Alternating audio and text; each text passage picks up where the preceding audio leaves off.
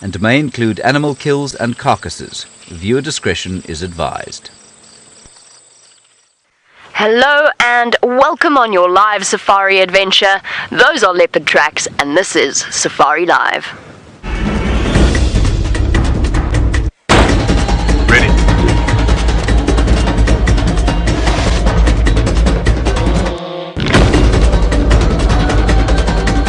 Standing by.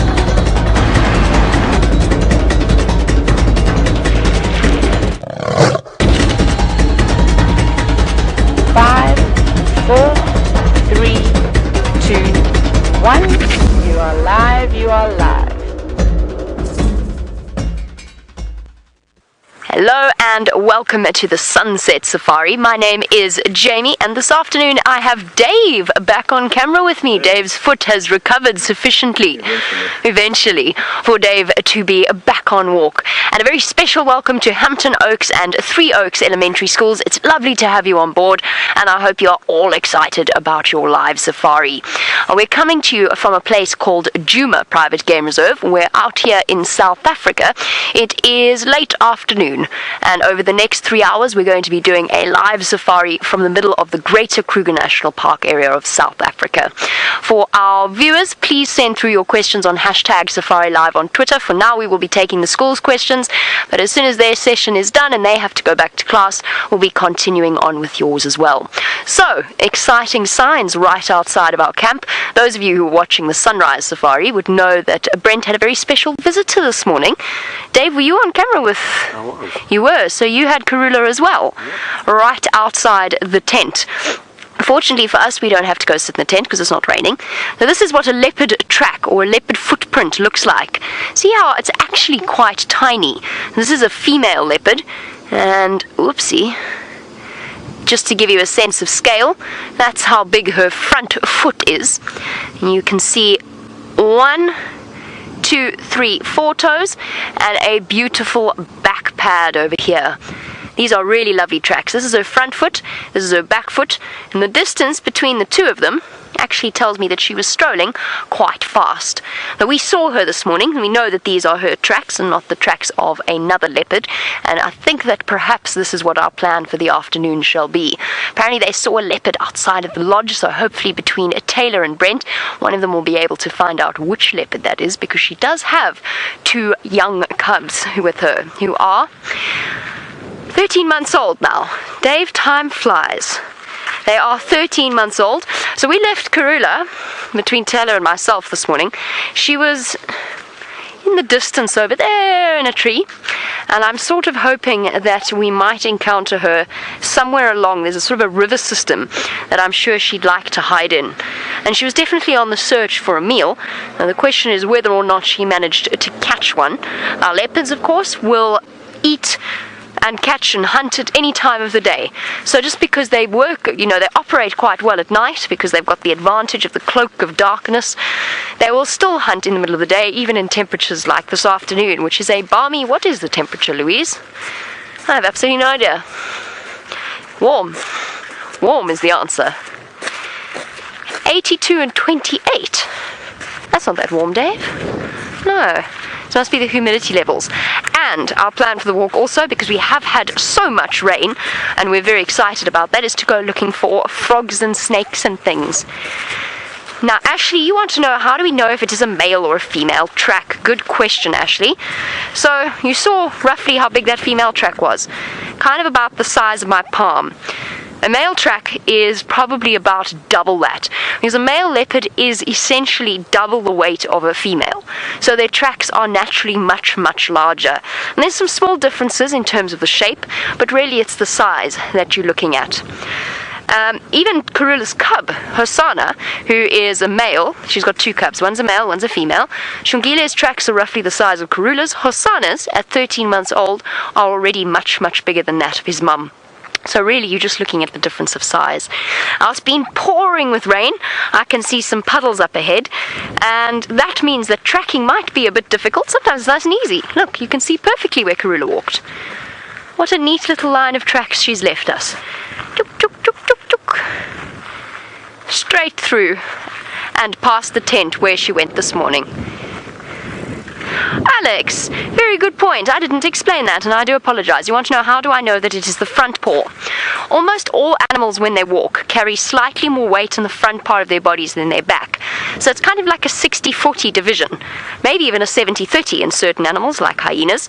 And what that means is that the back track is slightly rounder and often larger than that of the back track. So see how the back track is kind of an oval, where the front track is much rounder. So that's how I know that. I can also tell you which foot it is, which is relatively obvious when she's walking down a road like that, because like us, there's a left side and a right side.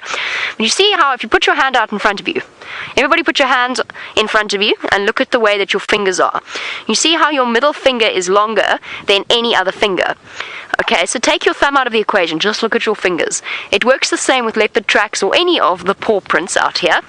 It works exactly the same, because you can see here, see how this toe over here is longer than this one, and longer than that one, and of course longer than that one. That's her middle toe. So this means it's her right foot. This would be the equivalent of her index finger, her middle finger, ring finger, and pinky finger. Cool, hey Dave? So it works exactly the same with animal paw prints. But it's pretty easy to see that it's her right foot, because here she stepped here, and then she stepped here, and then she stepped here, then she stepped here, then she stepped here. So you can see right and left quite easy as she walks along this road. Now the question is, where did she go? We're going to go and try and figure it out. In the meantime, let's go over to the person who saw her this morning from the safety of the tent, and that is Brent.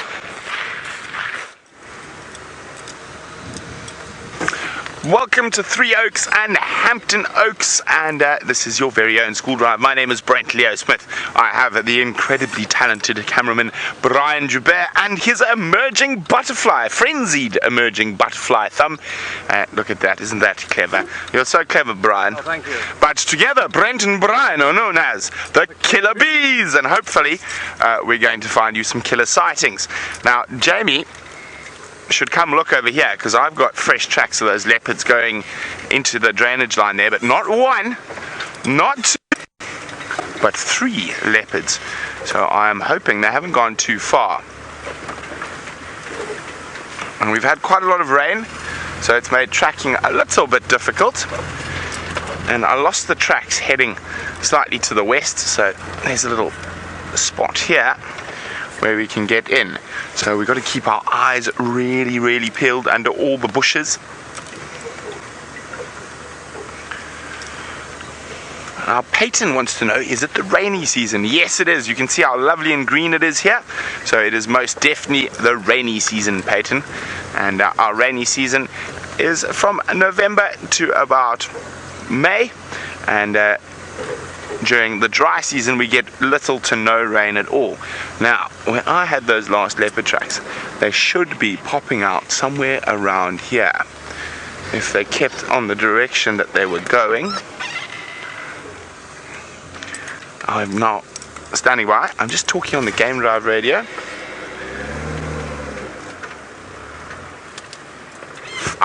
So Jamie and Aubrey and Dave are going to come here to come give us a hand. There's tracks going up and down on that 2-track just to the west of the pan, and I'm just checking the score quickly, but I'm pretty sure they must be quite doozer. Oh, is that a leopard? No, it's not. So there's the tree. So anywhere around here, all those leopards could be right here.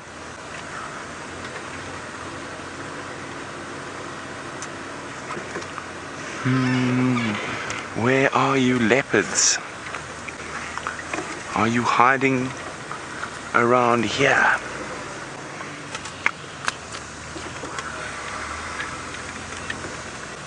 Now, we've seen her in this very spot before.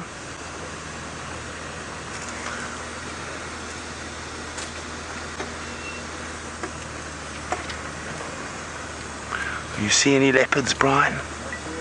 Not yet, me neither. Here, kitty, kitty, kitty, kitty. it's very thick, so you got to keep your eyes really peeled at this time of the year.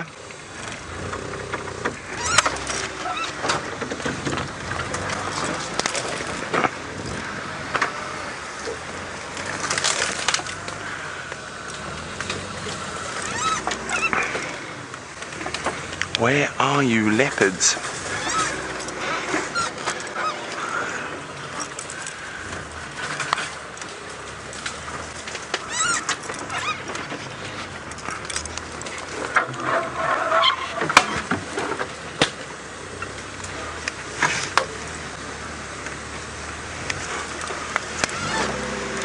I'm looking for footprints here.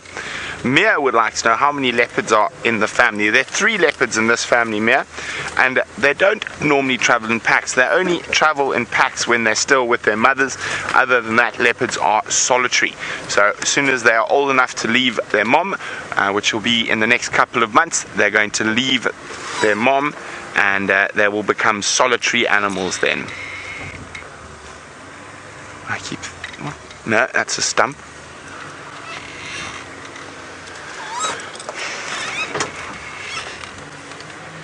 Now they could be right next to us, but the grass is so high.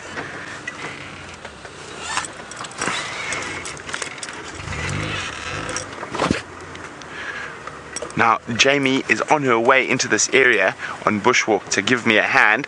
So while she's on her way here, why don't we go see how far away she is?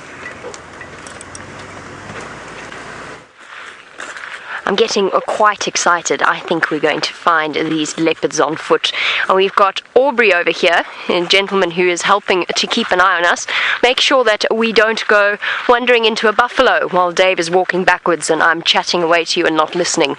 So Aubrey's here. He is a guide at Tayla and Juma, and he's keeping us safe and he's helping us to track down these leopards. So I can see her tracks up and down here, and we're sure that she's got her cubs somewhere stashed wherever Brent is looking. So it's a bit easier for us because, as you can imagine, being on a walk versus being on a vehicle, it's just that much easier to see something like a leopard track. And actually, even though we've had so much rain, it's a termite mound, not a leopard. Definitely not a leopard, no. So I only want to know how we know the female leopard has cubs. This is her territory. In other words, this is basically where she lives. It's like her neighborhood. And we see her relatively regularly. And Brent was actually lucky enough to see those cubs when they were born. How incredible is that? Just a few hours afterwards. And we've actually watched those cubs grow up. So we've seen them from around about 2 months old. We've started to spend some proper time with them.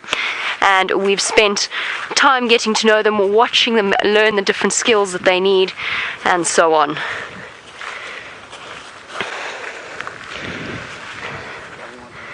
Yeah. So here we go. Remember how we spoke about the difference between males and females? This is her 13-month-old son, Hosanna, that stepped here. And there's such a difference in size when you compare it to my hand. So already his foot is much, much larger. He's here somewhere, Dave. He's watching us. I'm sure of it. Hosanna likes to play. He's a young boy. He likes to come and sneak up upon people who are walking or trying to find him. That is relatively normal male leopard behavior or young leopard behavior. They're curious, they're learning. Doesn't make them dangerous at all. It just means that we have to keep a closer eye out. I have a feeling he's somewhere very, very close to us. I think Aubrey shares that impression. Now, Jay, you want to know why do leopards put more pressure on their front paws? It's the way that their body is designed. And elephants are the same, zebra are the same, horses, your dogs and cats at home are the same. It's because you've got quite a high concentration of muscles of the shoulders, the neck, the head, the brain, the chest, the heart, the lungs. All of those sit in the sort of the first half of the body. So it's heavier than the back end, where basically all that's sort of towards the back end is the bladder and the intestines and so on. So even the the fullest leopard in the world, their front part of their body is still just that little bit larger. So look at your dogs and cats at home. Obviously, if they don't want you to touch their paws, then don't. But if they will let you touch their paws, take their front paw, Have a look at the size of it, and then have a look at the size of their back paw, and you'll see that there is quite a significant size difference, just because they put more weight on the front of their bodies. And if we were to walk, we would be slightly different, because we have a totally different structure to the way in which our feet work and our arms work. Check out this little guy. While we're here, and I know Aubrey's just chatting, we're going to go and search for this leopard in a moment, but I might need to concentrate. So check out this little chap.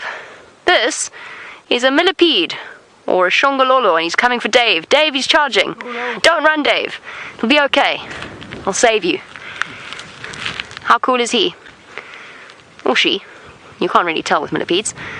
Now, millipedes, come on, it's alright. It's okay. There you go. That is a very funny, ticklish feeling.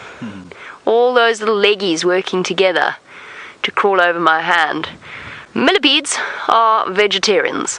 They're herbivores, so they can't hurt you at all, which is why it's safe to pick them up and play with them. Definitely not to be confused with their cousins, the centipedes, which will bite you, and it is very, very painful, because they are predators. They're carnivores. Look out, Dave! He's coming! He's coming, Dave! He's about to crawl under Dave's shoe. What are you going to do, Dave? You're backing down. Oh, Dave's back down. The millipede chased Dave away.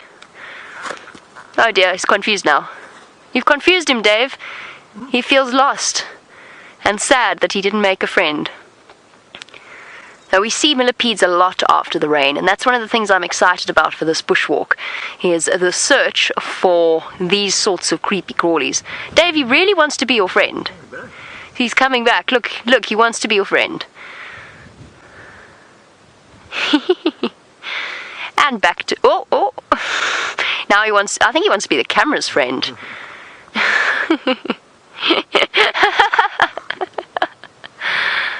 Oh dear, Dave.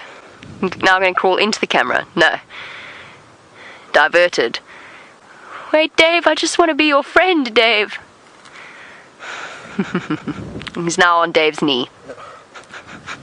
That's the joys. When I was a kid, we called them shongololos, which is the name for them out here. A shongololo, and they were one of my favorite things to play with. Dave, you nearly squished your friend. I'm glad you didn't too. Although he can't hurt us, you definitely wouldn't want to eat it. Now, Ruby, you want to know, on this slightly different topic, back to our leopards, Ruby, you want to know if the leopards were to die out, how would that affect our ecosystem? Well, Ruby, first of all, it would be really very sad, because every species that we lose actually plays a critical part in the ecosystem as a whole, and sometimes we don't even realize how important a type of animal is. But just think about what a leopard does. Kills an impala roughly every 3 days, or something sort of equivalent, which means it's responsible for helping to keep the population under control. If there were too many herbivores, they'd eat all the grass and the trees. So there's got to be something to help to keep the numbers balanced and down, so that there's enough resources for everything to share out here. What else would happen if the leopards were to disappear out of the ecosystem? That is pretty much it, but that doesn't make them invaluable to... that does make them invaluable to human beings. We love to see them, we want to protect them, and if you think about it, they actually have the right to be here. We're in their home and not the other way around. Then we're going to go and search for this leopard. I think he's gone somewhere this way. I'm going to keep following Aubrey. The testiculars are calling. I wonder if I really did see a termite mound or if I saw a leopard. I will feel very silly if there's no termite mound there because it's moved because it was a leopard. Sometimes it happens when you're focusing on something, you see something else. We're going to do some concentrating on figuring out where this young leopard went and what he's up to and if he's following us. While we do, let's see how Brent's search is going.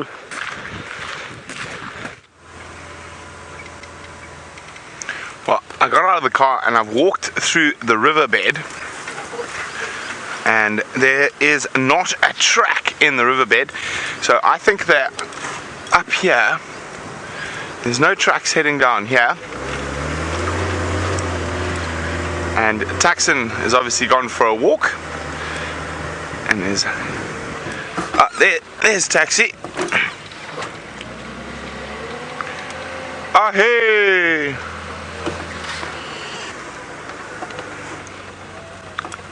Yeah, I'm sure they're between Gallagher Shortcut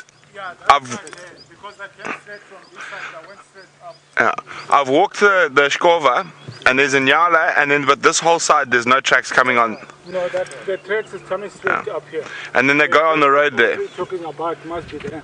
Yeah. Yeah. So we'll go check around to Gallagher shortcut. Okay. Tax and you're famous. So that's Tax and Fan. It's a guide and tracker here at Juma. Hopefully we're all going to find some leopards soon. Okay.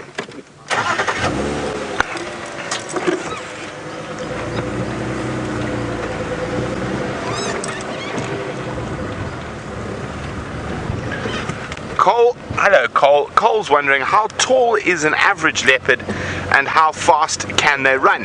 Hello everyone. Well Cole, a big male leopard or a female leopard, they can get up to 24 meters per second, which is around 90 kilometers an hour. So very fast is the answer to that question. And height, they're probably on average about a meter for, maybe even less than a meter for a female at the shoulder, maybe 1.2 meters for a male. So here we go, here are all the tracks, up and down, up and down. So can you see them there, Brian?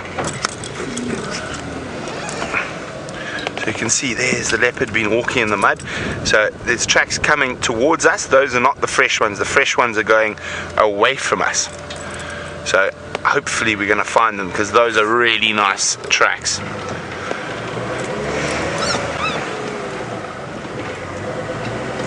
So the last tracks I had were around here. So where I was checking was over there, probably about 200 meters away. So I'm pretty sure they're somewhere in this area. But the road's very hard after the rain.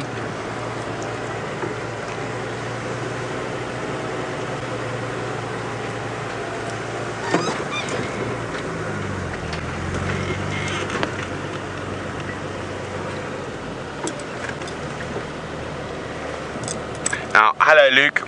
Luke is wondering, how do we tell the difference between a leopard track and a lion track? Or other cat tracks? Oh, I'm just listening to the radio.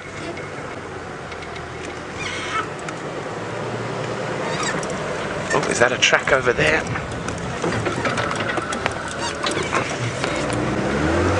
So I'm just finding out where those tracks are heading.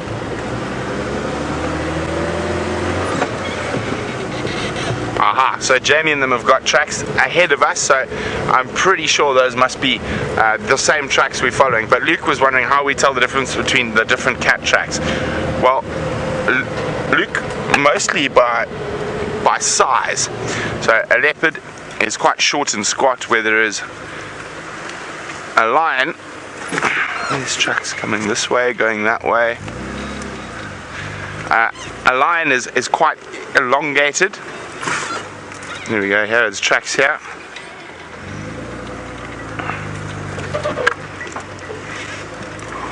Okay. Now, sometimes the family will split up, but, oh sorry Luke, the biggest difference is the size of the tracks. So when you see the size, you know normally what animal it is. There are different shapes as well.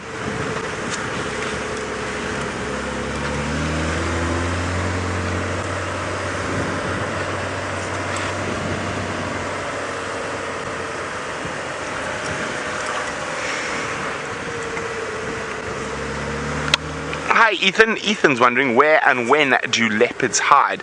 Well, whenever they want to and wherever they want to. They're the masters of camouflage. So they can absolutely disappear in a flash. So they could even hide just in a patch of grass like that there. And if he was lying flat, we wouldn't even see him, even though we're a few feet away.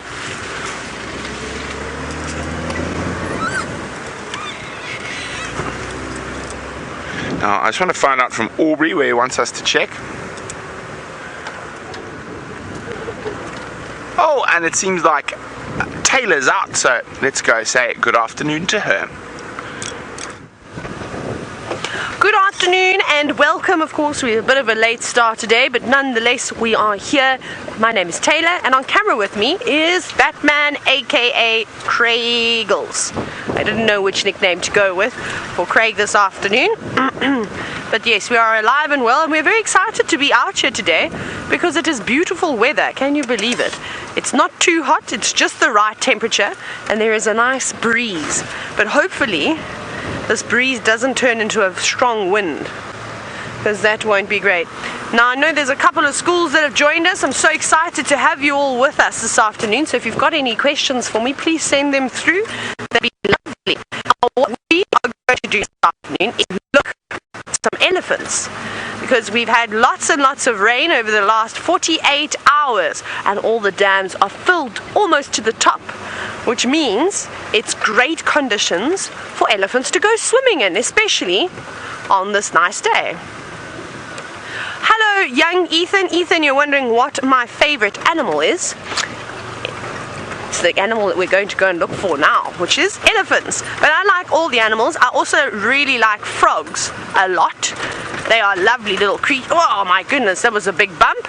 Wait, but they are some of my favorites, and we might see some of them around too if we look hard enough. But normally the frogs become more active as the sun starts to set. Then you hear the most beautiful chorus of them all chirping. There's lots of birds here. Let's see if one of them is going to sit still. There's one, just on this bottom right branch. Oh, no, it's flying away. There's another hornbill. Let me go forward for you, Craig, because I think there's one sitting just up here. One of my favorite birds, one of the most amazing characters in the bush. Please don't fly away. We'd love to show you. Okay, I think it will feel comfortable if we a little bit further away from it. Look at this bird. Now that is a red-billed hornbill. And Jackson, you're wondering how or what do I enjoy most about safari? Jackson, it's actually sitting and spending time with the animals. So even just sitting with this beautiful red-billed hornbill, which is a lovely bird, is one of my favorite things to do. And they're actually quite funny birds. They're very chatty. There's one making a lot of noise at the moment.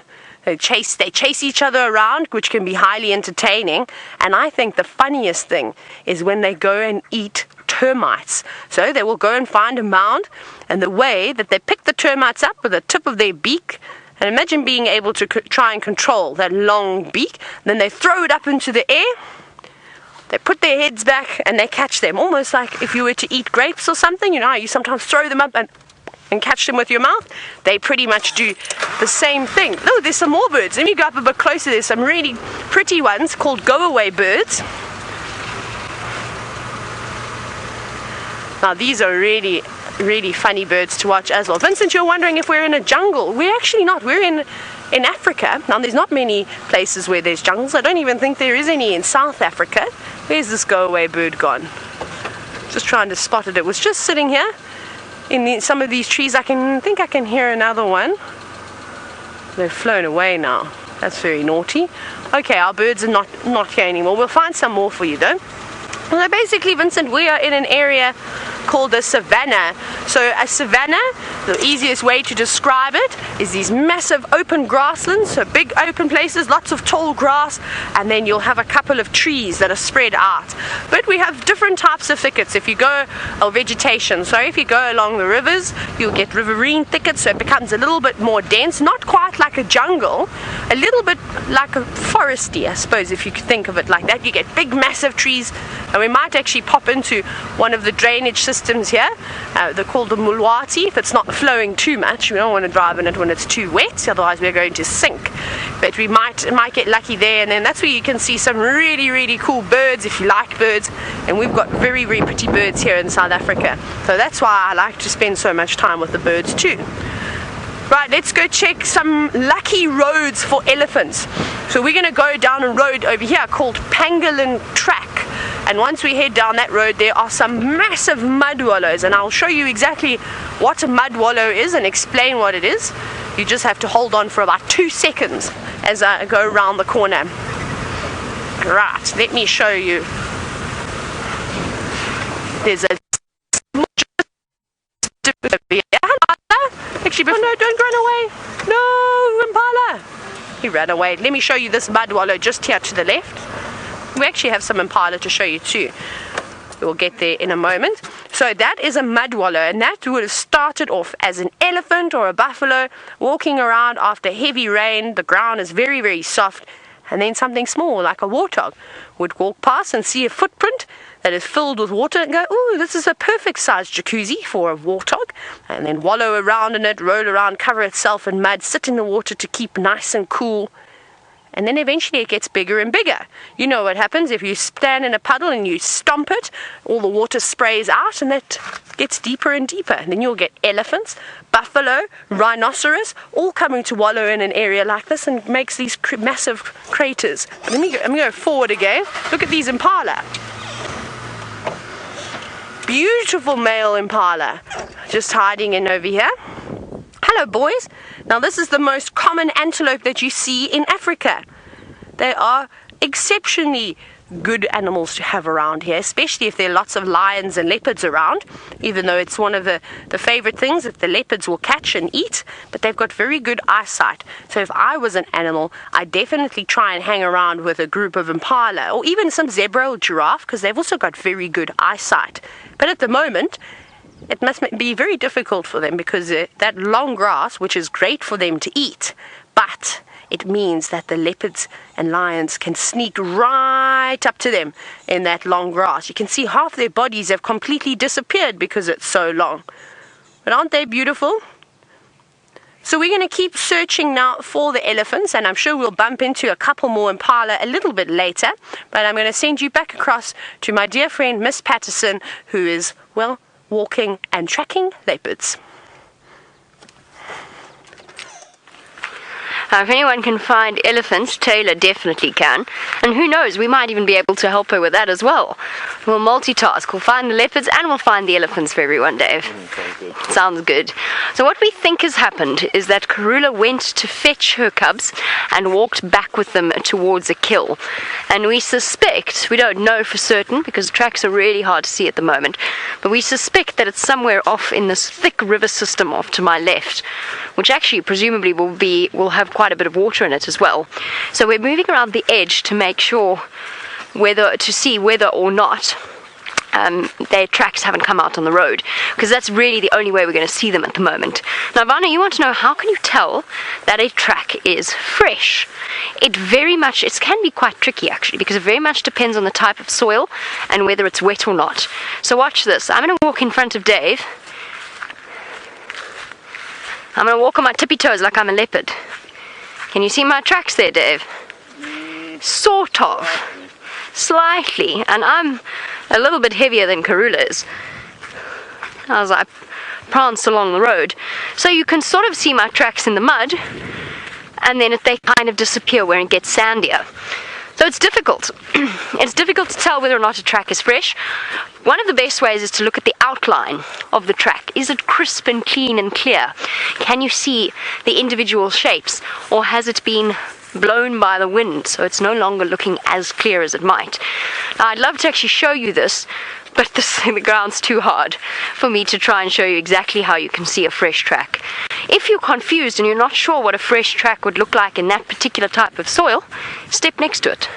Your shoes will leave a print and you'll be able to tell what your fresh track looks like, and therefore kind of guess how fresh the other track is. So I often do that in thick sand, because thick sand can be really tricky. Because in thick sand, like on a beach, not where the water's washed onto the sand, but if you go up to the sandy part of the beach, when you walk there, basically you just make holes in the ground. You don't really leave behind distinct footprints. And the same goes for thick sand out here. You don't necessarily see it clearly.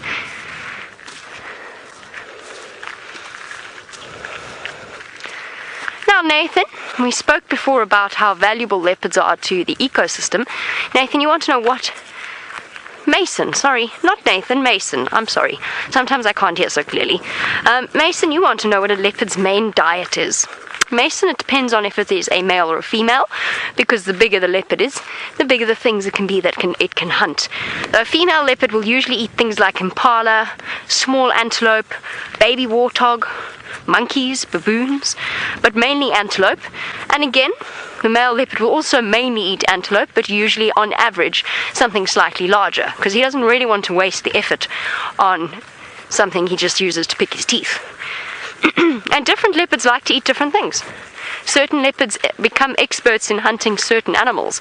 Certainly that doesn't mean they'll only hunt that animal, but it does mean that they have become quite picky. So for example, there's a male leopard around here. I'm eating grass, unlike the leopards.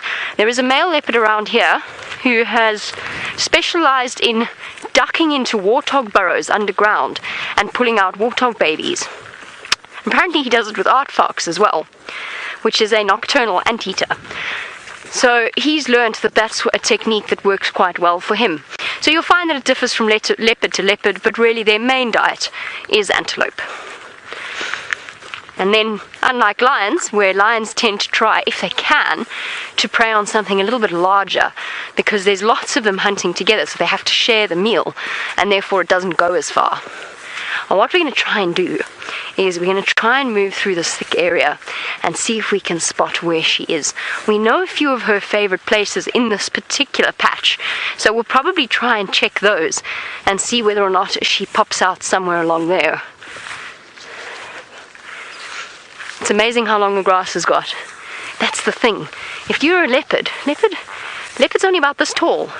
Imagine walking through this grass as a leopard. Means you disappear really nicely, but sometimes it helps to go up. Sometimes it helps to go up high, climb onto a tree and look around them. We're going to sneak up and see if we can find our leopard. In the meantime, Tayla has not found you her elephants yet, but she has found something else. We're getting closer, Jamie. The animals seem to be getting bigger and bigger. So we've gone from an impala to something the size of a cow, which is a wildebeest, or a gnu, as some people may know them. But isn't it funny? And these are actually one of the funniest animals in the bush. It's because they run around and chase each other, and well, even when they have a scratch, they're quite funny to look at. But they're not the prettiest animals. Don't you think it looks like a whole lot of different animals put together? He's sort of got the face like a cow, almost like a bit of a horse as well. He's definitely got the horns like a cow or a buffalo. He's got brindled stripes on his body. Maybe he's confused. Perhaps once he thought he was a zebra.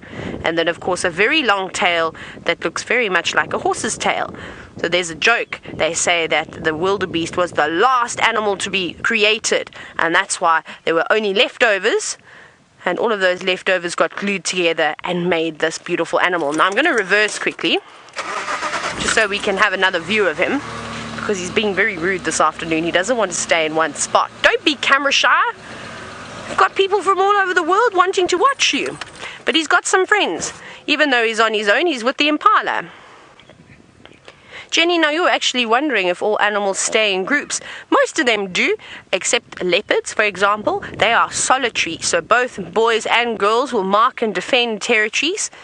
Now, this wildebeest does the same thing. He mainly lives by himself. So he's got to make sure he's got a nice watering hole, he's got good food, good grass to eat, and some shelter in case it gets windy and rainy. And if he's got a good, well, a very nice home, I suppose you could call it. So think of a house on the beach, right on the beach. That's what you want when you're an animal. You want the best location. You'll see lots and lots of people coming by to come and see what you've got to offer. So that means that lots of lady wildebeest will come through here, and he'll try and keep them as long as they can. Now, Jen, you've asked if the animals like to share watering holes. They don't mind, especially when there are so many watering holes around at the moment. And this is actually a mud wallow again. Shame, Craig. Let me go back again for you. I'll just back up a little bit. So this is okay, but as soon as we get a drought, we're coming into winter when we don't get any rain at all in this area, the animals can be a little bit feisty around watering holes. You'll often see elephants chasing other animals away. Even rhinoceros will chase other animals away. But the wildebeest and the impala are quite happy to live together, and it's very important for the survival of these animals to all live together, because remember I said to you, the impala have got very, very good eyesight. The wildebeest don't have the greatest eyesight, but their hearing and their sense of smell is not too shabby. So, between the two different species that we have here, the chances of spotting a predator and alerting each other to a lion or a leopard is much better. Now, David, you're wondering why the impala's horns are shaped the way that they are. See how they curve there? Now, it's actually really interesting, and I don't know if you know this, but all the animals out there have got Latin names that describe them. And the Latin name, now this can be a little bit difficult, but you don't have to worry about remembering this word. The Latin name is Apicerus melampus for an impala, and that actually translates to a long-horned antelope. So it's beautiful the way that they curve, and it's very strategic too. So you can see they grow up, then they move away from the head, and then they point up a little bit, and they start to point forward back towards its head again. You see that? So that's really good for fighting. They can lock horns with another impala and push and shove each other around. But another really amazing thing about this design is that when they need to go through the very, very thick bush, you can imagine it's quite difficult, especially if you've got a set of horns on your head.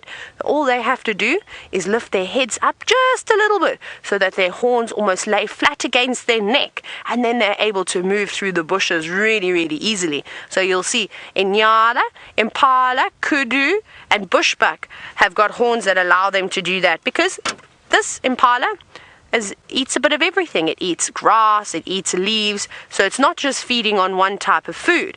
And the same goes with a Kudu, Inyala, and Bushbuck. They are browsers, so they're living in the very, very thick vegetation, so they need that adaptation. But not all of these are big, strong impala. There's some that are bigger and stronger than others, and they will battle it out. Now, if you look very carefully every now and then on the antelope, on the impala, and also on the wildebeest, you'll notice that they shiver. It looks like they're shivering. And Jacob, you're wondering exactly that. Why was the wildebeest back shaking? And he's hiding away, but we might see it on this impala. But what happens is that when the flies, there are lots of little biting flies on different animals, and sometimes on us too. So they're able to contract their muscles. So by contracting their muscles, it makes their body move. You see there? Look at that. You see how it's shaking? So that's just to try and get rid of the flies that are biting them. See, they don't have hands like we do. They can't swat things, so they have to use their tails. That's a good thing to swat with, and I'd like to be a zebra or a wildebeest, because you've got a nice, long tail to do that, whereas the impala's tail's a little bit short. Otherwise, you'll sometimes see them walking through small shrubs to try and get everything, all the insects off of them. But they don't just have flies biting them. There's a little tail swatting away. Whoop! Now they're running. And they're very good runners, but they also... Well, no, I've forgotten where I was going with that. Something startled them. Something was startling these animals. The impala ran into the bushes, and so did the wildebeest. Let's go and investigate a little bit further and see what's spooking them. Now, Hayley, you're wondering, why is the wildebeest's coat so dark when when the surrounding areas are so light? It's all got to do with camouflage. I know that wildebeest doesn't look like he could blend in very well, but with the stripes, remember we saw the stripes on his body? That breaks up the solid shape. And I don't know if you notice, it's also a little bit of a different color depending on which the angle the sunlight hits it. So when that wildebeest stands behind or in a group of trees, and the same thing goes for an impala, you'll see that they almost become invisible out in the bush. So it's important that animals have different colors, different markings, so stripes and spots, and we call those disruptive markings. And all it is just to help break up the solid shape of the animal, because when you've got lots of different colors or markings, you blend in a little bit better. It doesn't seem like anything has actually scared them. Maybe one just got a fright and then they all start panicking because they live in a herd, and that's typically what happens. We're going to go down towards a big dam, and hopefully we're going to come across some elephants. I have a good feeling about that. But let's go across to Brent, and him and Jamie have been hard at work trying to find these leopards. We'll get an update from him. Well, we're still hard at work trying to find these leopards. We're pretty sure now that they're in this area here. We're just going to loop around, make sure there are no tracks come out. So far it doesn't look like it, so they're close by somewhere. Isn't that exciting? Leopards close by. Now we want them even closer so we can see them.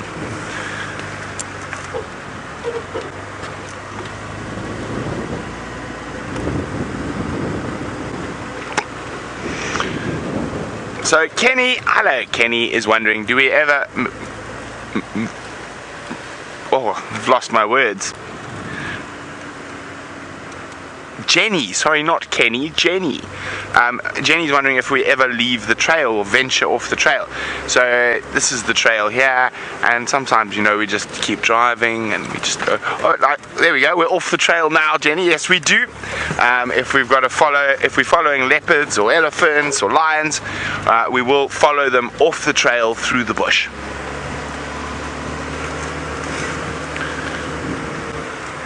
Now, I want to check carefully in trees on top of termite mounds.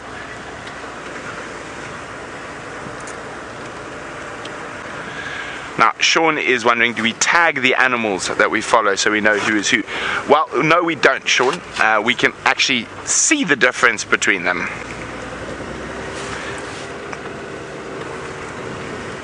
Now, let's have a look from here. Just checking in all the big trees, checking on top of the big termite mounds. Those are all places leopards like to sleep.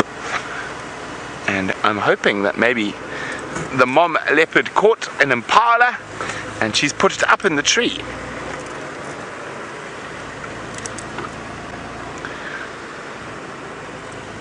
But it doesn't look like it's around here. So I think Jamie has the best chance on foot of finding them, because she can check very carefully all through the bush. So what we're doing is helping her by making sure the leopards haven't crossed the roads.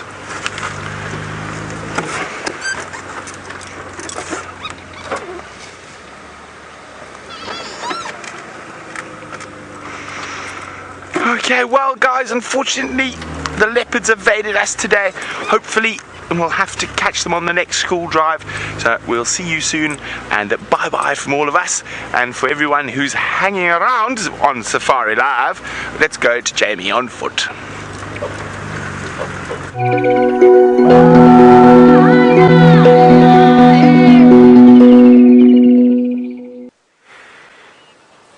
We have been scouring the drainage line, and for all of those of you who are still watching us, thank you very much. Please send through your questions on hashtag Safari Live on Twitter now that the kids have got to go back to school. Shame for them, Dave. Yeah. They've got to go and face the lessons of the day. Fun start with Safari Live, but they've got to go and focus on schoolwork, which leaves us with the rest of you. We've arrived at one of Karula's favourite trees, this massive jackalberry.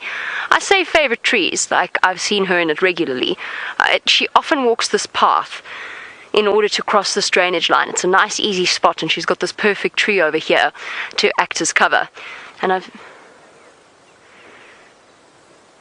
Is that a bird? Yeah.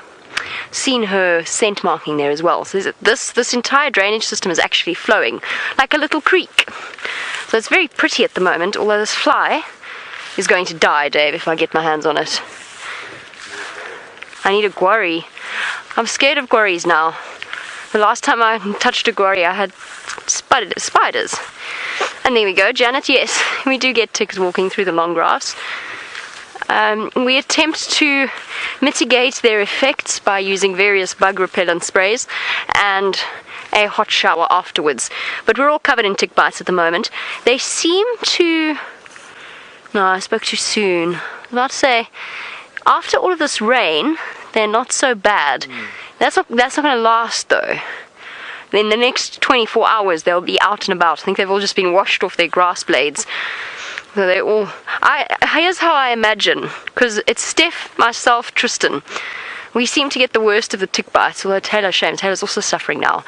But basically, I imagine the little pepper ticks, which are tiny, they're freckle-sized ticks, all sitting on the grass blade and seeing either Steph or myself going past and going, yippee, and all jumping off onto our legs. Whee! From every side. That's what I picture in my mind. Probably not exactly what happens. You just brush up against them. So yes, not so much the big ticks, it's the pepper ticks. I haven't found one big tick on me. They've been around, but I haven't found any on me. But the pepper ticks, oh, the pepper ticks. We try not to complain about them too often, but in the middle of our bushwalk, we usually stop and give ourselves a thorough beating with a tree. It's a pleasure, Dave. I thought about letting it swing up, and then I thought that would probably be a little bit mean. A betrayal of trust. You can't be doing that between presenters and cameramen. That would be terrible. Okay, It's very thick in here, so I'm just sort of keeping my voice down. Karula can occasionally be a bit defensive over her kills. She's usually perfectly relaxed on foot, but sometimes if she's got a kill and she feels vulnerable, she might actually give us a little bit of a growl. So I'm keeping my voice down also so that I can hear, and an eye on Aubrey to make sure that we don't... Look how pretty this is, Dave. So pretty. Let me make sure she's not waiting for me at the bottom here. There's a river. Well, river is probably a slight exaggeration. Click. I want to go splashing and paddling.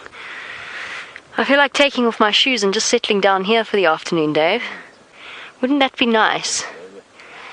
A very nice spot. Plenty of shade. No ticks over there. They've all been washed downstream. Okay, we can't do that, Dave. I know. I feel the same. Imagine setting our little chair here, having a book. Be stunning. The perfect sitting. Setting, not sitting. Well, it'd be perfect sitting as well. Making me thirsty looking at it. I'm not going to drink it though.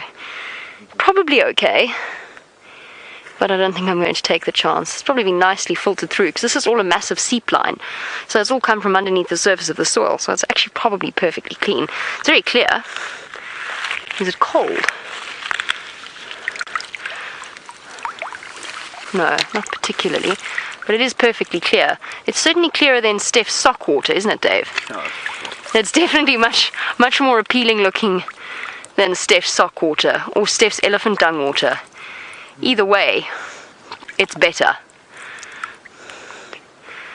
Or Steph's tuba water. Oh yes, the tuba water. Steph is a far braver man than myself. Don't you agree, Dave? Oh, tadpoles. Oh, hello tadpoles. Where are you all coming from? They all just came shooting past. Is there another one? Yeah, there's another one there. Look. Look. Hello, tadpole. Over there. Oh. Oh, says Dave. Oh, sorry, Dave. Just headbutted the bushwalk antenna. Goodbye. Ah. Where'd you all come from? I have no idea what tadpoles they are. Bullfrog, I imagine. No, they're not actually. They're not bullfrog tadpoles. Bullfrog tadpoles have that stripe down their back already at this stage. Looks like James's one. Or one of James's one. Like the one that got 3 legs and then died. That was devastating. It was just at the point where it was starting to crawl out of the water, and then for some reason it perished. I thought James was going to cry. What a perfect little babbling brook. You'll have to excuse our fascination with running water. It's just been a little while since we've seen it. And I say a little while, I've never seen it. On Juma, at least. I have missed it. This is so pretty. Dave, I think we should switch off the bushwalk and sit down and enjoy the setting. Just did a ninja duck there from the antenna. No, it's my fault entirely. Alright, let's see if we can find a Oh. Well, that was calmer.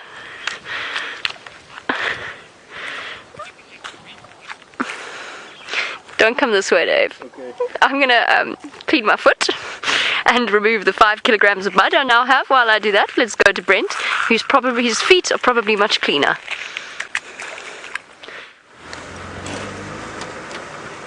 Well, not much. I actually went and stood in the mud as well when I was looking for these leopards. Now the reason I've stopped is I can hear a dwarf mongoose alarm call in this thicket here somewhere, and it sounds quite far from the road, so I don't think it's from us.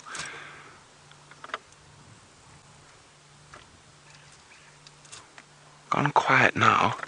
Let's move forward a little bit again.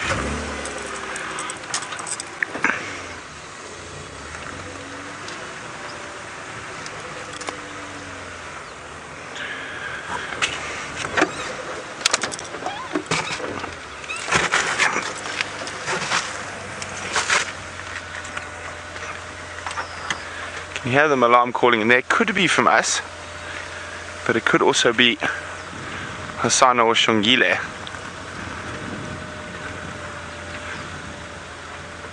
I'm just getting a bit of elevation because the grass is so high at the moment.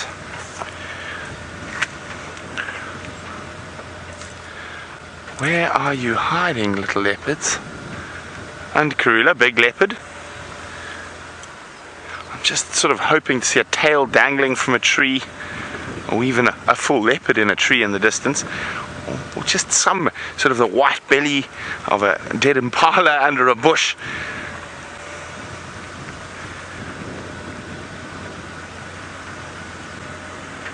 Now, of course, don't try driving like this at home. It takes lots of practice and a good four-wheel drive that you can put into low range first gear.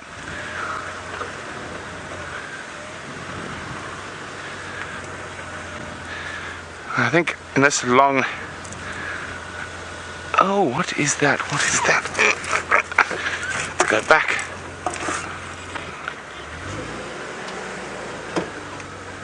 Just...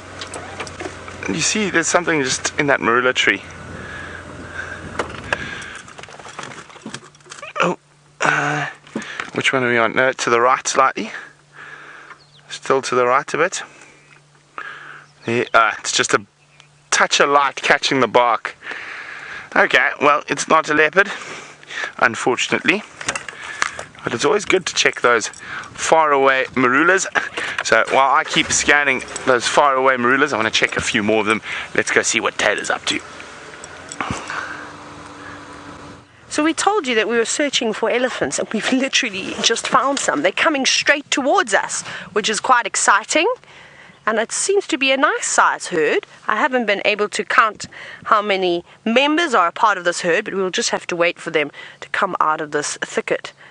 Now, good news for us is that they don't look like they are covered in mud, or at least fresh mud. So hopefully they're going to go and visit a mud wallow. You can see that cow that's coming out now. She had a mud bath earlier today. Sorry, I just thought I'd heard something for a moment, but I think it was just another elephant. But hopefully they'll come around and have a bit of a... Hang on, they are too. Let me go forward, Craig. Sorry, they are drinking water just behind the trees. Let's see if I can get another look. Maybe we'll get a gap over here. I'm just going to pull off the road just a little bit. But there is a tiny little wallow just below that knobthorn. And they're having a drink. So perhaps that's not a good wallow to have a mud bath in. The water must be nice and clean. And they look very thirsty. Look at them. They're filling up their trunks, squirting it back into their mouths. But I always laugh at the amount of water that an elephant drops when they are sucking up the water. Or no, at least when they are putting it into their mouths. It's very, very funny. They must lose at least a litre of water. And I suppose that's why they've got to keep going back all the time. Isn't this nice? A lovely herd. 1, 2, 3, 4, 5. Is there 5? Yeah, it looks like 5 elephants. And then I also saw another one, a big bull, that was tailing them, but he was quite far behind. Now remember, you're watching a live safari at the moment, and we'd love it if you would interact with us, or if you've got any questions about being on a safari, or about elephants, or tracking with Brent, anything along those lines. Hashtag Safari Live on Twitter with your questions, comments, or even your screenshots. If you think that you've taken a wonderful picture and you'd like to share them with us, we are always happy to see them. But I've got some more good news for you. There's a whole lot more elephants coming through, and I think I just saw some tiny little babies, which will be exciting. I just saw the tips of their trunks though. Let's see how many more are making their way, but walking exactly the same pathway as the other elephants just did. There you go. You can see there's a little one that I was telling you about. There's 2 little ones, and look how excited they are. Ears flared. I'm sure we'll hear some trumpeting at some point, but they are so funny, and I'm so excited to see them come out into the open, because I reckon they're going to have an absolute ball at that little wallow. Come on, Ellies, quickly, I can't wait to see you. Oh, this is wonderful. There's at least definitely another mom on her way. I don't know how many more. I saw 3 elephants so far, but there could still be more. We've seen it many, many times with the satellite groups, how the elephants can become quite split up, and just a couple of steps behind the main part of the herd. Hey, that little Ellie is running towards Mom. Well, where they're going? They're going the other way around. They're going to pop out now. There's another little one. Quickly, quickly. You're falling behind. Oh, listen, listen. Did you hear that? See how they're all talking to each other? Oh, this is so cool. I love it when things like this happen. This is what I really wanted to see today. And I'm so happy that we managed to get this entire sighting. It's always fun when you can watch them walk towards a little watering hole like this.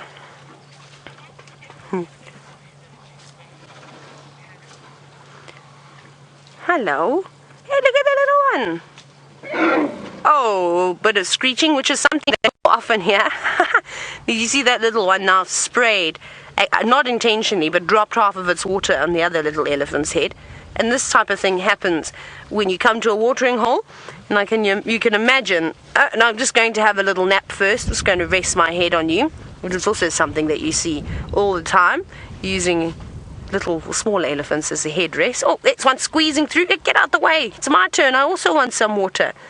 But because they haven't got a good use of these trunks, these youngsters that we're watching, it's very funny. I don't think they get anywhere the amount of water that they need. But luckily for them, they're still feeding on milk, and they'll get all the nutrients and make sure that they're constantly hydrated on a regular basis. So they can practice by using those trunks. They're not very good, are they?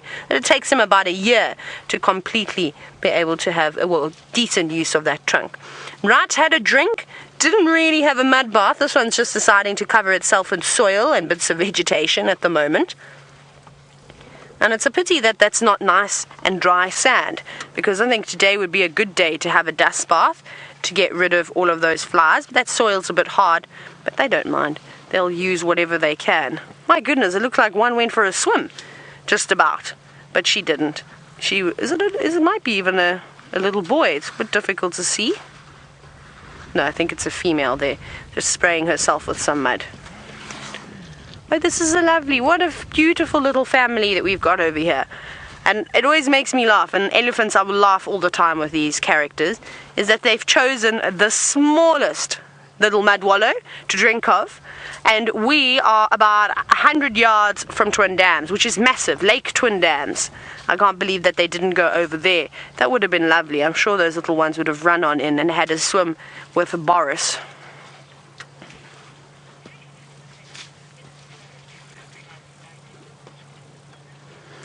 Swapna, just going to the bathroom there. Swapna, you're wondering if, sorry, Louise, I didn't quite understand that question. Can you please repeat it again for me?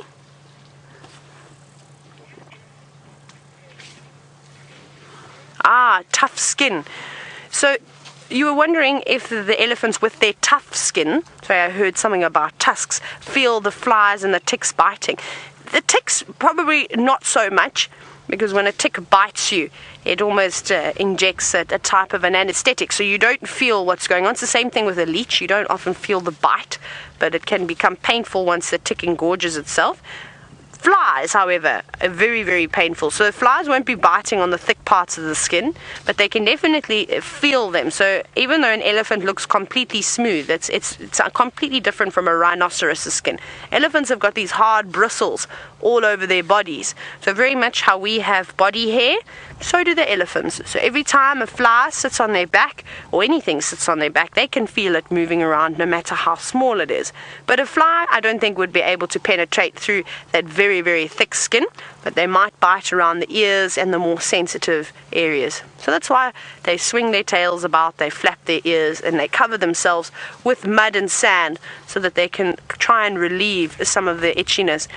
Oh, look at who's coming up from the back. The naughty young boys have decided to come and join the rest of the team.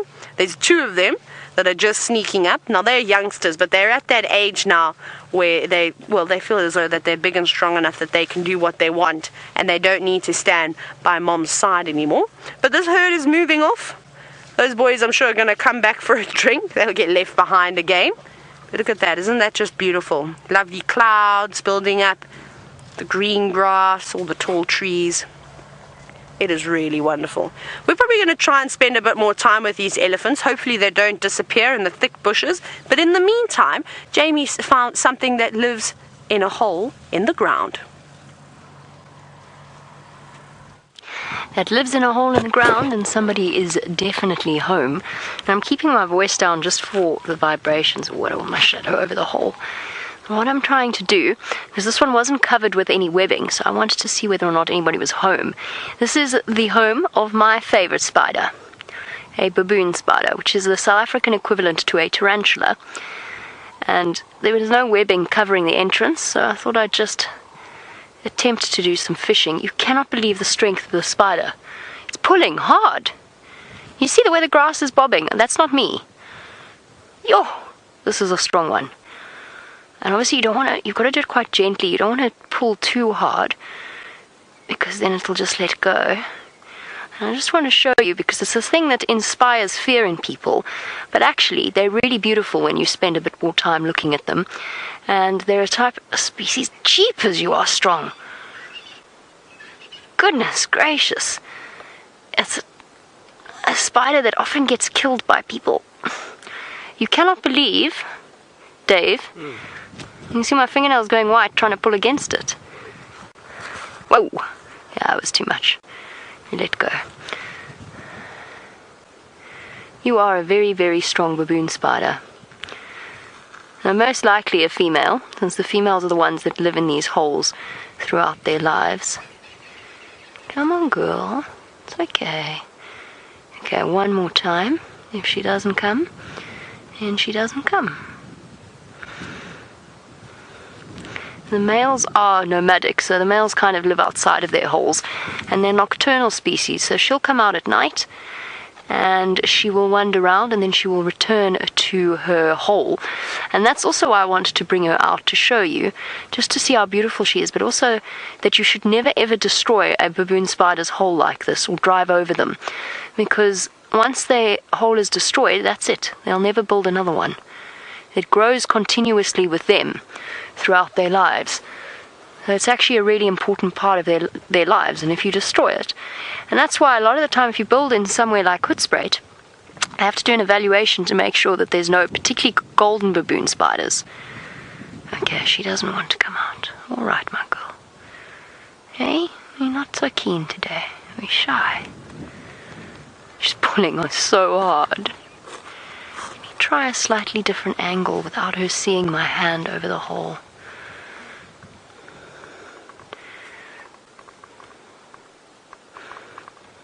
No.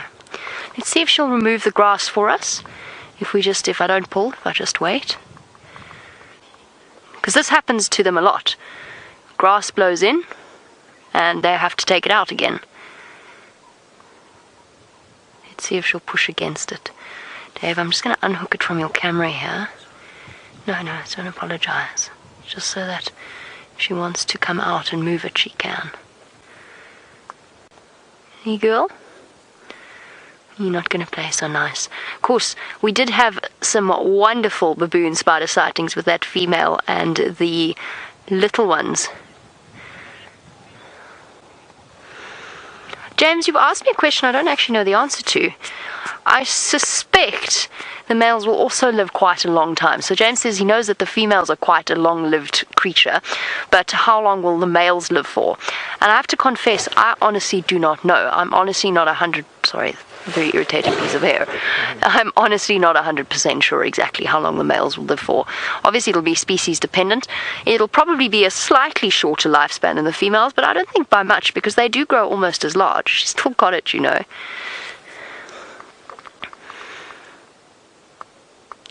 I just wanted to show you how gorgeous she is, so that people can learn. I've had a baboon spider crawl across my face. And they're very inoffensive spiders, despite their terrifying look. I saw a leg. Got her. Now, Reese, of course, good question, since we've had so much rain. You want to know what method will they use to protect their hole from rain. They're actually usually covered with a very fine webbing. Now, hers wasn't covered. Okay, I think we're done. I'll take her grass out for her. She let it go. She almost came out. I saw a leg, but then that was it. So what they'll do is they'll build a fine webbing over the top, and that'll stop them from being drowned, because obviously 60 mils of rain, that's going to be a lot of water gathering around the roads and around these baboon spider holes. So she will build a web over the entrance. Okay, girl. Alright, well, we'll see you tonight, maybe. Who knows? And they're called baboon spiders because they look like hairy baboon hands. Alright, I'm sure you're all wondering what Brent was up to. I was planning on sneaking out and scaring him, but unfortunately he saw me. I've had to give up on that ambition. Let's go and find out where he is and if he's had any better luck with Karula than we have.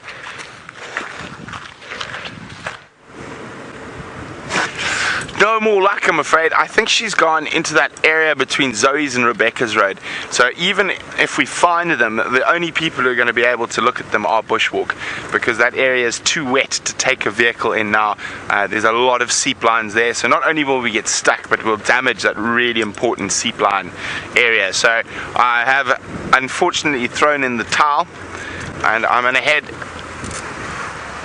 to the north, then to the east, and maybe all the way to the east. We'll see what happens.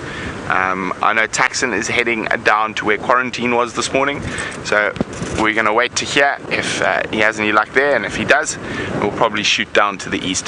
Nkahumas and 3 Birmingham boys are still inside Sibambili, and that female cheetah with 3 cubs that was seen very briefly yesterday morning has disappeared back into the Manyeleti. Any other updates? No sign of the Cheetah brothers. No sign of Nkanyeni, no sign of Shadow, no sign of, or last sign of Tundi was going into Torchwood. So I think quarantine, my boy, is the best option.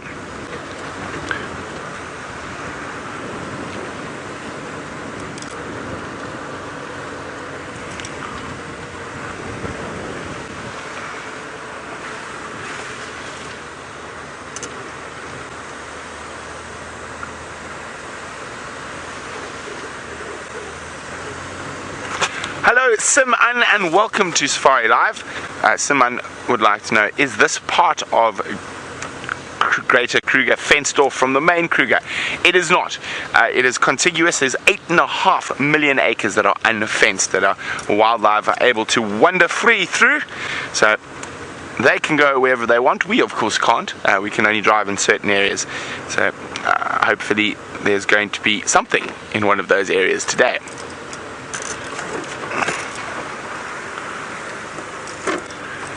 Just making sure that the leopards didn't do a double back. Report Blurb is wondering what is a seep line, and how apt you ask right this very moment. Where is it coming from? Can you see where the water is coming out? I can hear it. Right, there you got it. Is that good? So this is a seep line.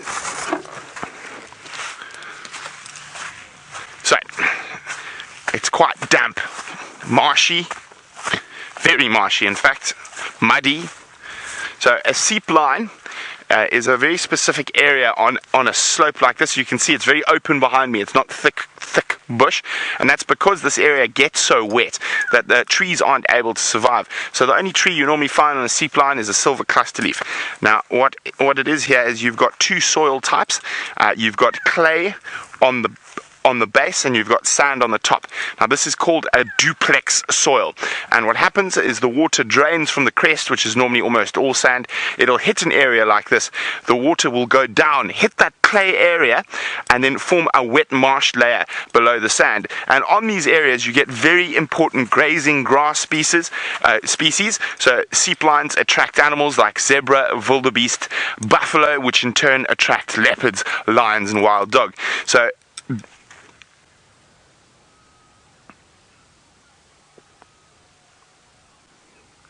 now I can hear a chainsaw and a Franklin alarm calling. It's difficult with the chainsaw. Maybe you got a fright from the chainsaw. So it's a very, very important area. And what happens when you drive through a seep line, you break through that. You can break through to that clay surface. Sometimes it can be as shallow as sort of 5 or 6 centimeters, normally around 30 centimeters. And what happens is, once you break through to that clay layer, you compact it. So basically that forms a dam. So the water then stops there and it doesn't flow down. And what then happens is the areas below where you've damaged the seep line will not get the water because it dams up there and will then become encroached by trees, and therefore they won't have the good grazing grass species which attract the grazers, which in turn attract the predators. So there we go, and there's our seep line lesson for the day. You happy with that, Brian? Yeah, I'm very happy. Okay, good. And you can see here where the seep lines come out and the water is actually flowing down the road.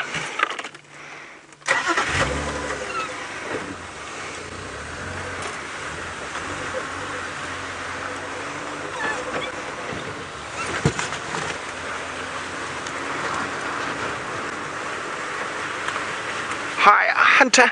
Hunter's wondering, will the roads need to be repaired after all the rain? Certain sections, particularly the river crossings, and maybe some of the mitre drains will need to be repaired. So actually the answer is yes, they will. Certain roads will need to be repaired. So there we go, you can see how this, now moving on from the seep line, so the seep lines then keep flowing, and then eventually, like this one, will get into a small little drainage line like that. So you hear us refer about drainage lines. They're sort of little dry creek beds. Well, not dry at the moment, they're flowing. This one is flowing, and it'll eventually get into a bigger one, till you end up with a system like the Mawati River. So all these little seep lines and little dry riverbeds that have got timbuti trees on them, they are actually ending up flowing into Vuyatela Dam at the moment. So there we go, here's another one. This is a bigger one. That is also, of course, as you can see, is that a leopard track? No, it is not. So there we go, you can see they're very, very important, and you want to keep your seep line around the seep line will be healthy, and you'll have lots of animals. Okay, let's carry on, and let's go see if Tayla is still with those elephants. Tried to find them again, but they were so quick. They had their little mud wallows, and then they went east into a very, very thick rock. So I drove around onto Ellies, and I reckon that they are just munching away. Lots of nice vegetation in there. So they've sort of settled down now, around. Something that I actually want to show you. I want to show you Baboon Pan, which is just out of our traverse, but you can see what a beautiful wetland it has created now. I just need to go a bit further forward.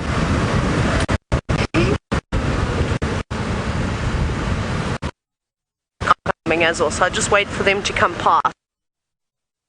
We'll go onto the cut line and I shall show you. I'm so sad about those elephants. It was such a lovely sighting, but at least we got them before they did disappear. So we had the right timing over there. Like I said, I'm creeping along. There's another car coming. They should pass us hopefully in 2 minutes. In almost, I can see them. They're about to drive past.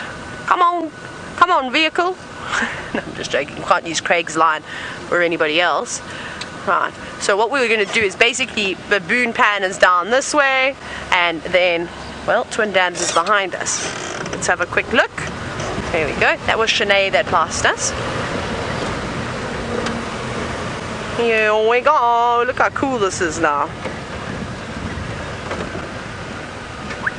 Oh, I can hear frogs. Look at that. The water is everywhere. All over there. It even crosses the road. That road is completely covered in water now, which is really, really lovely. You can see that. Look at it all around there. And that is an amazing wetland. The frog life must be wonderful in here. I might even start to see little fish and things popping out, and I'm sure we're going to see lots and lots of water birds. The big lilies are starting to open now, which is really nice. But isn't that absolutely special? I think it's a lovely view.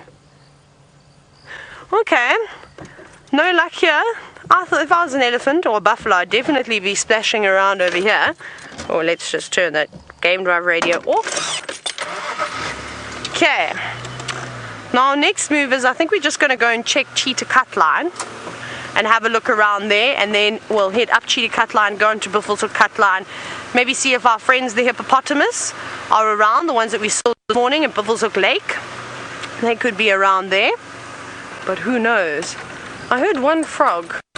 Oh, they've all stopped. That's a pity. We'll have to wait for this evening to listen to the frogs.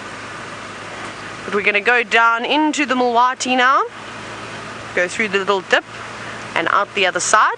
Maybe we'll go past, no, I don't think we will. I want to go and check that warthog den as well, where we have seen Gwen before. I think it's going to be a little bit wet. Down we go. Gremlins here, but we'll try and get through as quick as we can. Hello, flowing water. So we're going to keep driving, we're going to keep searching, but let's go back across to Jamie and see what she's up to. I found a leopard orchid, which is William's favourite joke, to stop and distract all of us whenever we are driving with him, where he goes, leopard orchid. And he now knows that we've learnt where the various ones are, so he's always on the lookout for a new one. Better view here, Darby. You can see the green leaves on the other side. Half of it was eaten away by, I think, an elephant not so long ago, or else it just got knocked out of the tree. And there you go, the half still clinging on, parasitizing. Well, actually not parasitizing, that's not the correct use of the word. Using this tree as a host, this dead knobthorn. Really lovely to see them flower.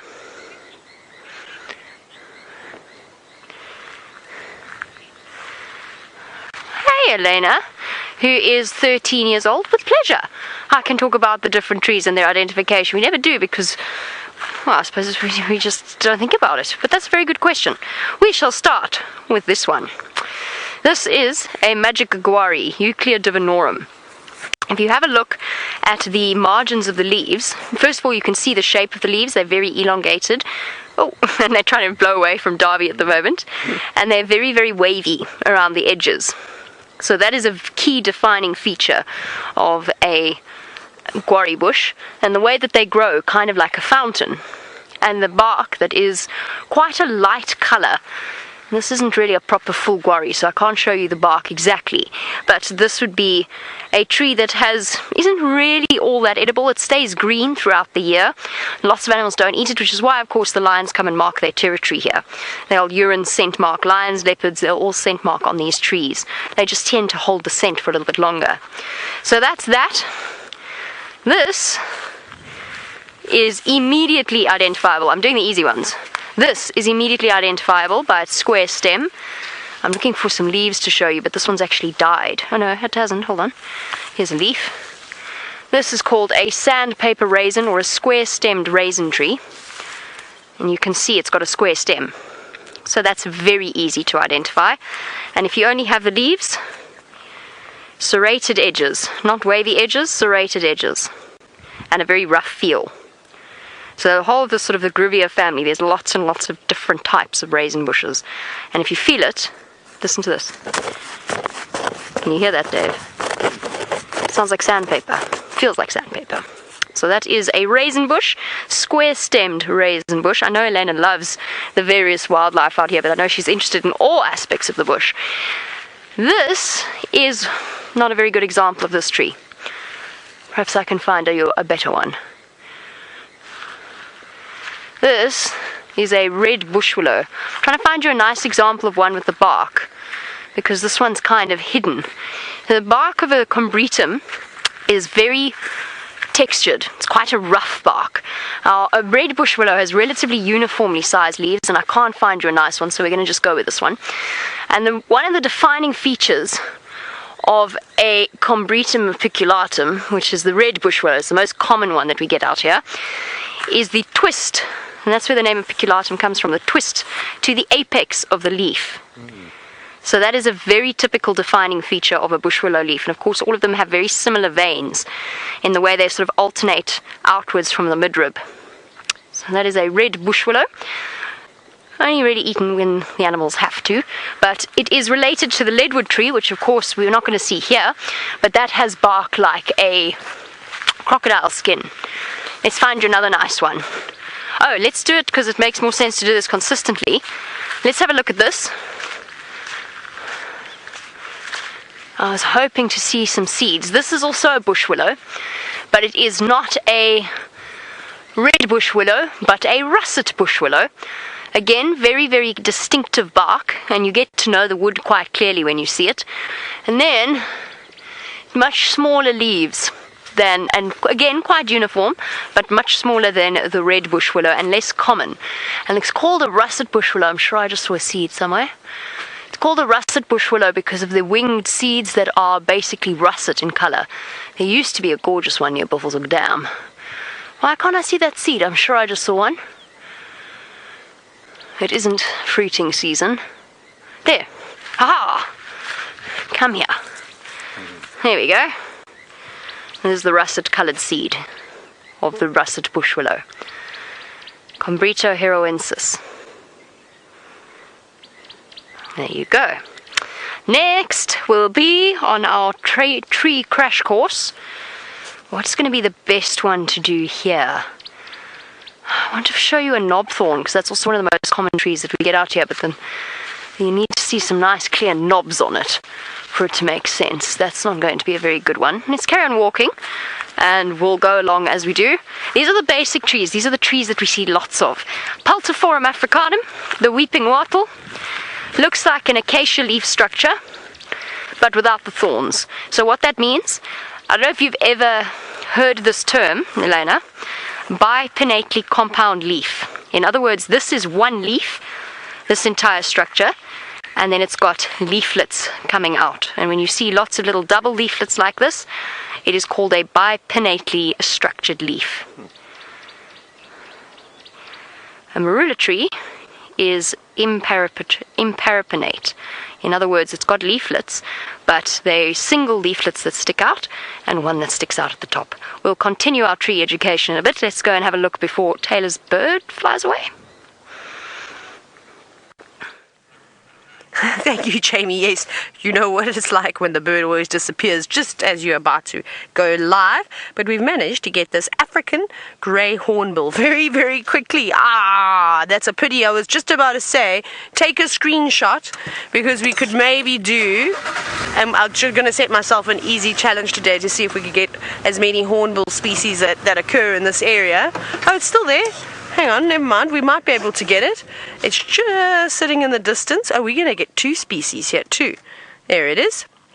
So that's the African grey, and no. Should we start with something a little bit easier? We'll work on that. There's another hornbill just sitting just up over there. You should be able to see it. Up top. There we go. There it is. A yellow-billed hornbill. And well, they're also known for being a little bit more cooperative when it comes to sitting still and posing for the camera. So I think that's what we're going to do. Is we're going to set ourselves a challenge. We're going to see how many different hornbill species we can get. So grab screenshots. We might get a nice view now. Let me go forward. Where's it back? Where's it gone? Have you got it? Oh, the grey one is back. Okay, quickly, everybody take a screenshot before it decides to fly away. I can't believe it. Hey, how cheeky is this bird? There it is. It's sitting just in the middle of those leaves, but hiding away quite well. Every time, it's like it knows when we're zooming in on it. Quickly, screenshot as many as you can before this bird decides to hide away again. Stop being rude. We're just trying to admire you. And I think that they're the most beautiful hornbills. Look at those striking white markings that you see on their bodies. This looks like a male. The females have got a bit of colour in their beak, a little bit of red and almost a yellowish colour. And he's got quite a big casque as well, that top part of his beak. So I suspect that that's a male. Okay, we've got the African grey. I'm sure most of you managed to get a screenshot. That was hard work. Let's see if these yellow-billed hornbills are around still. They may have flown off, but I'm pretty sure that we will see some more. No, they're gone. Okay, they've moved off, but let's continue. This is a good road. There's lots of termite mounds around here. I'm sure that we will see some more hornbills. Something is biting me in this car that I've now got many itchy bites, brand new ones, and I don't know what it is because I have even put some mosquito repellent on myself today, which is a bit of a nightmare. I'm very itchy. Hello Jenny, you are only 11 years old. Thank you for watching. Now you're wondering if ticks attack all animals. They do indeed, and including us, Jenny. They like to bite us too, especially around your ankles. And so that's very important if you do come out on safari or wherever you go and there are lots of ticks. It's to make sure that you check yourself. But here in South Africa we've got a tick called a pepper tick, and it is tiny. It's the size of the head on a pin. And so very small. It makes it quite difficult to spot them, and they always sit around your ankles and bite your ankles. But there are lots of biting things out here. Horseflies will bite you and draw blood. There's these little biting flies at the moment which are an absolute nightmare, which are the ones that we use curry bush to beat at. And then at the moment I can't work out what is biting me just yet, but I don't know if it is a mosquito, but something else. My goodness. Antihistamine cream now. Maybe we'll have to get some marula bark, the cadmium layer, at some point and smear it all over my bites. But that's a